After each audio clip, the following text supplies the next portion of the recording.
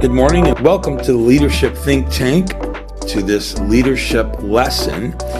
And today's lesson is titled 5 Ways to Add Value to Others. 5 ways to add value to others. So, great leadership is not about position, power, or recognition. It's about helping others become better. Not only better, but stronger and more confident through your influence. True servant leadership puts the needs of others first and builds trust and encouragement and growth. Today's teaching is really going to resemble a lot of things from John Maxwell. Of course, I'm a John Maxwell certified speaker, trainer, and coach. And so some of that stuff is already in there. It's going to come out, right? So listen, leadership that adds value is not self-centered. It notices people, it serves people, and helps people grow. I guess the heart of this lesson today is that it's about people.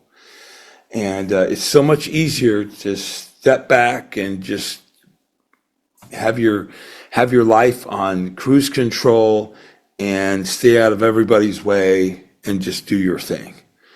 But you're not making an impact. And so to make an impact is to influence others. So the first thing, I said 5 ways to add value to people. Number 1 is see people. I can't tell you how many times I've been in a conversation with a person in a crowd and I see others come by and just a simple, hey, how you doing? And the person I'm talking to doesn't even know that there's any other person in the room, even though there's dozens, right? So see people. The first way to add value is to really see people. And that means noticing their worth, their gifts, their struggles, and their potential. When people feel seen, they feel respected and begin to trust your leadership. John Maxwell says this: people do not care how much you know until they know how much you care. And then looking past titles, the age and skill levels or mistakes, and ask this question: what is God doing in this person? God, how can I make an impact in this person, right?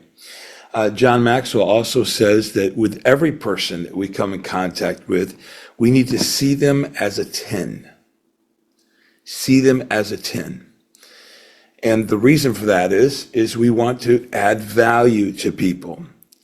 If they feel like a 10, then most of the time, if we treat them like a 10, most of the time they're going to elevate how they act and react to be as close to that 10 as they possibly can. So number 2, encourage people. Wow, that doesn't cost anything, does it? Encourage people. Encouragement gives people courage to keep going. And many people carry hidden discouragement, don't they?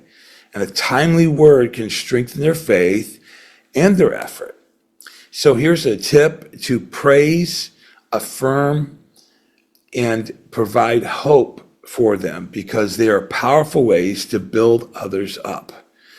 Encouragement is not flattery, it is strength given at the right time. Hey, you know that yourself, right? When someone has spoken something at the right time, just when you needed some encouragement and someone came along and spoke something into your life, that's powerful. So, speak life into people's calling, character, and progress. Speak life into them. The Bible tells us to call things that are not as though they were. All right, so begin to speak life into people. Speak life and encourage someone to be who they can potentially be. Number 3, serve people. Okay, now it's starting to get into a little bit of cost here, right? serving people. Jesus taught that the greatest leader is one who serves. He sat around the table with the 12 at the Last Supper, and he said, which is better, the one who serves or the one who is served? He said, is it not the one who is served? But I have come as a servant, and I came to give my life as a ransom for many, right? So serving means being willing to meet needs, help practically, and make life easier for others where you can. And leadership becomes powerful when it becomes helpful. Just to walk around with a badge saying I'm a leader doesn't mean a thing. John Maxwell also says that leadership is influence, nothing more, nothing less. And so if you can make influence and influence a person and encourage them, not manipulate, but encourage and influence them, you're making an impact in their life. And guess what? That kind of thing will outlive you. Right? How amazing would it be that after you've left this planet, and gone to that heavenly home, that people are still talking about the impact, the way you made them feel. On that note, really quick, people won't remember so much what you said, but they will remember how you made them feel. So consider that. A servant's heart adds value before a title ever does. And then ask yourself, what can I do to help? How can I make a difference? And then do it without needing attention. I was on a podcast yesterday, and we were talking about injustice and justice, doing things in that way. And one of the thoughts is that we just do something kind without all the fanfare. Or look what I did. Look how the difference I made in this person's life. Or look how much money I blessed this person with. That's not working. So don't do that. Okay, number 4 is develop people. Adding value also means helping others grow. Good leaders do not just use people. They invest in them. They train them. They prepare them for more. Servant leadership includes commitment to the growth of others and creating space for learning and improvement.